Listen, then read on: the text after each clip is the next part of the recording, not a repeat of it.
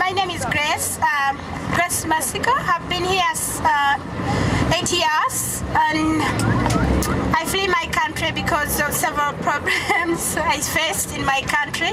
I was raped and tortured back home, and when I came here, I asked for asylum for my safety, and my case.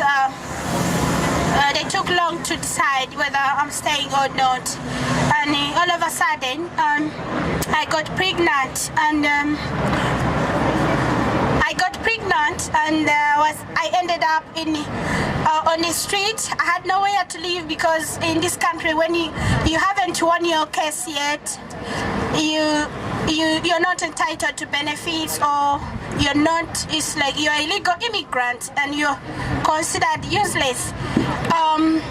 I ended up on the bus. Where the bus ends, that's where the bus starts, and then I'll jump on that bus until where it ends. Doing that, and I had nowhere to go. But after a while, I don't know how I ended up in a psychiatric hospital, and they admitted me for a while, and I didn't know why I was there. They said, "Grace, you're admitted under the psychiatric mental hospital because you were found on the street, and the rope under your neck, you wanted to die, end up your life." And then I lived. They had to keep me there until the baby's born. I was given care there, but I was given care in the hospital with the nurses and the other doctors. But after then, when the baby was about due, the doctor told me, "Grace, you're not entitled to stay in this country. You are illegal immigrant, and as soon as the baby is born, you're going to be sent back to your country." And I had no one to tell the doctor because the way I had the baby, it was hard, and I couldn't feed the baby, but I was helped to pump the milk for the baby. And one nurse told me, "Grace, you're not." I stopped eating. I stopped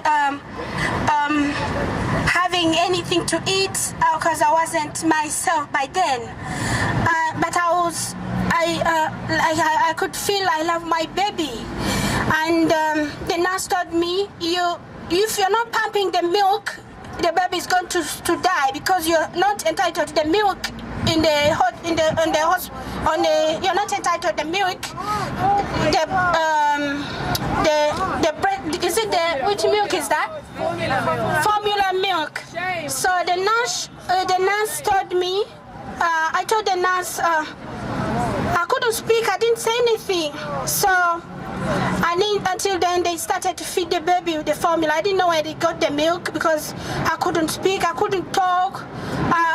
It's like I'm in a place where I'm almost to die. I had considered to go, and yes, after a while, the social services came and they told me, "Grace, we are taking to court. The child has to be adopted, and if you don't agree, they'll ask the judge to give them authority to." I didn't know adoption. I didn't know anything whether you go court because I didn't know what I've done to go to court. I didn't know the place where I am. It's like I needed some people to explain to me more, and I had to go to court.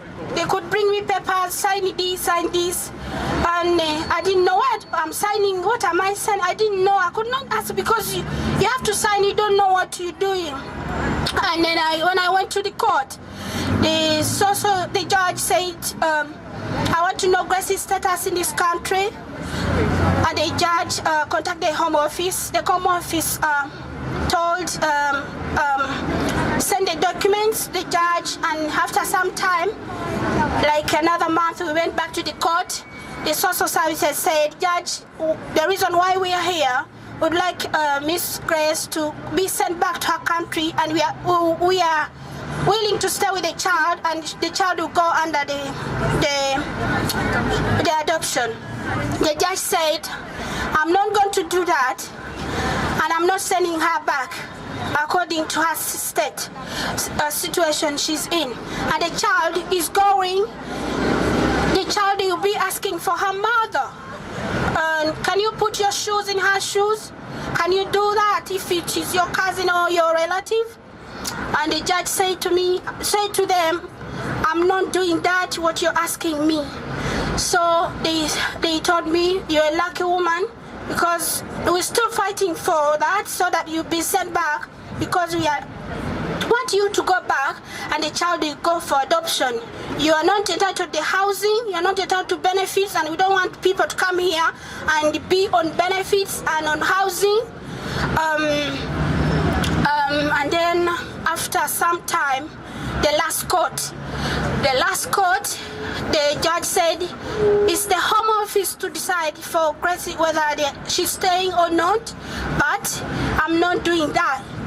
And they won the case. They're saying, Grace, the child will go for adoption, and they took the child for adoption. But I didn't sign for any consent for the child to go for it. And before that, they didn't give me chance for other mother, see what you've gone through giving birth, and then to have the child contact with your child as a mom, to hug your child, to have some time with your child. And I don't know, I didn't have any love for I had the love for my child, and I love my child. Until now, I still believe I'll get him back. Yes. And now I want my status. Yeah. Even before I want my status, I said I'm not sitting back. I'm going to the college. I want my son to come back when I'm a professional. I'm doing something for him, and I want to work and pay and have responsibility and be like a mother, any mother. And I said, no matter what happened to me, I'm not sitting back. I'll fight as a mom, and I believe I'll have my son back. Yes. Yeah. Thank you so much for listening to me. Thank you, Grace. May I just take a moment just after Grace has spoken, just to say that